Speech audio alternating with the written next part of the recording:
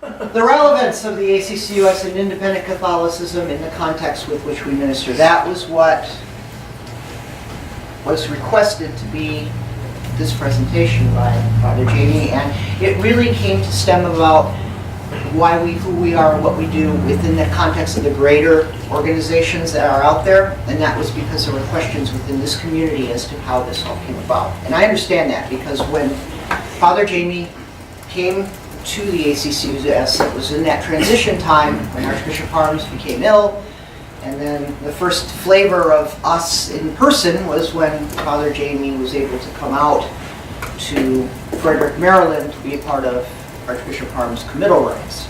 Not the best way to really get to know us. I mean, it's kind of our darkest point of our history, more or less. So there wasn't a lot of time to really get to know where we came from and who we were and how this all went together. So what is independent Catholicism? I know there's been a couple of courses that were done in regards to what that is, so I won't spend a lot of time on the nuts and bolts, so to speak, but we will go over the highlights. So independent Catholicism is a movement. It comprises of clergy and laity whose identity is Catholic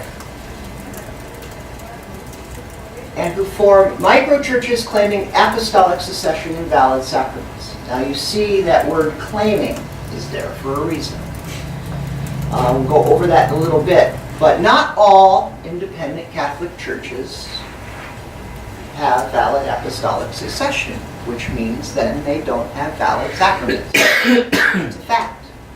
It's our job with people who do have those valid sacraments and valid apostolic succession, who wish to go out and make agreements or work with them to ensure that they have the valid apostolic succession.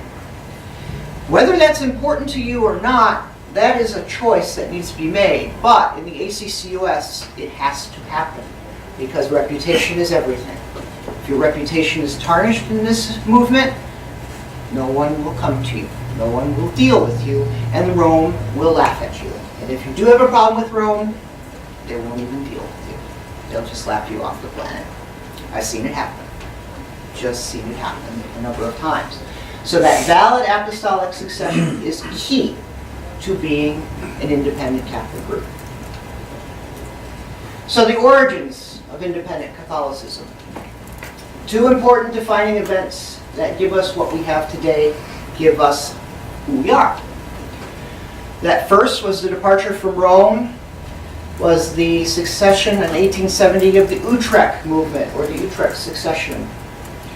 I won't go into the details, but that's the Holland, and that's the old Catholic group that actually still exists today.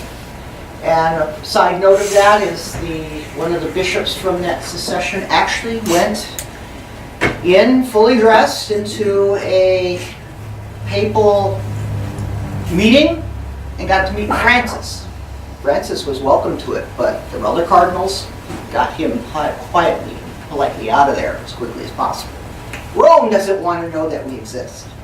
Pure and simple. Just as Father Jamie said yesterday in his presentation, he didn't know anything about independent Catholicism.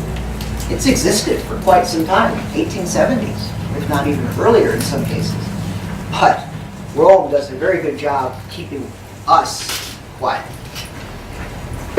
The second benchmark was the Duarte Costa 1945 split. And we have lines both in the Utrecht succession and the Duarte Costa succession. And the third is something that's more current, if you want to call it that, and that was Emmanuel Malingo in 1983.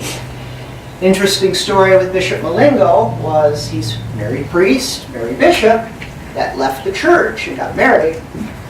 Believe it or not, John Paul II, St. John Paul II now, brought him back, but then Cardinal Ratzinger / Pope Benedict got him out again. Why? He's married. Can't have that. But as Father Lombardo had said yesterday, what's wrong with being human, having a wife, and living a humanity lifestyle?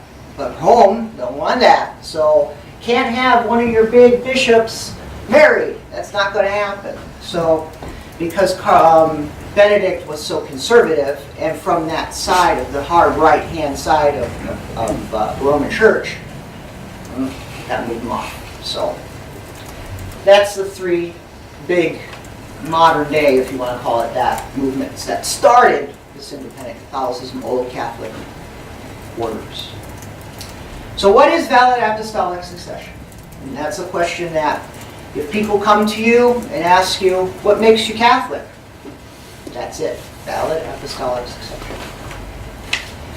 Apostolic succession is the ability of a bishop to trace his or her spiritual ancestry through a purportedly unbroken line of bishops back to the original faith established by Jesus Christ and his apostles.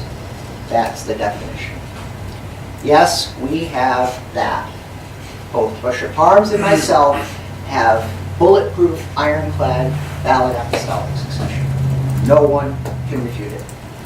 No matter who says it's not valid, it is not true. Because there are 11 lines of apostolic succession. And some of our Roman friends only have one. So we're more valid than Rome. What are our lines? We have the Roman Porte Costa, which is considered the gold standard, which most Old Catholics and Independents have. That Utrecht line, which is also another important one. We do have the Malinga lines. We have Greek Orthodox. We have the Russian Orthodox before the Revolution, which is important because there was a big Catholic presence before the Revolution in Russia. We have Albanian, which is the old church. We also have the Coptics, which are your Egyptian groups and Middle Eastern groups. We have the Cyprian Orthodox lines, very rare, but indeed it exists line. We have Antioch. We have Reformed Episcopalian. Some of these names may ring a bell to you if you have your scholarly hat on. I know that Barto's probably going, oh, wow. 11 of the 12 apostles are in our lines. I don't know how anyone can say we're not valid. And I've heard it. And all I have to do is say, do you wish to have a book sent to you? And their bishops just back off. Archbishop Harms had a fun time dealing with some Roman bishops in our time with that whole thing, and not one ever said no. We also have the Jacobite Orthodox Syrian and Malarakra lines. And what is that gold standard? Well, that gold standard just means the best way to ensure valid apostolic succession. So how do we get that? Or how is it made? How is it transferred? The rite prescribes within an episcopal consecration / ordination that at a minimum you want 3 bishops. Why is that? Well, theoretically or spiritually or theologically, if you want to start interpreting symbolism and all that, you know that 3 is a magic number. We have the Trinity. We have a number of things that 3 invokes. But when it comes to episcopal things, we want to ensure that stuff is on the up and up. So the more is better here. Sometimes you get a bishop who may not have real good lines that you aren't 100% sure of, or you can only trace them so far back. Sometimes you get somebody who has no lines, who says they're a bishop, especially in independent Catholicism.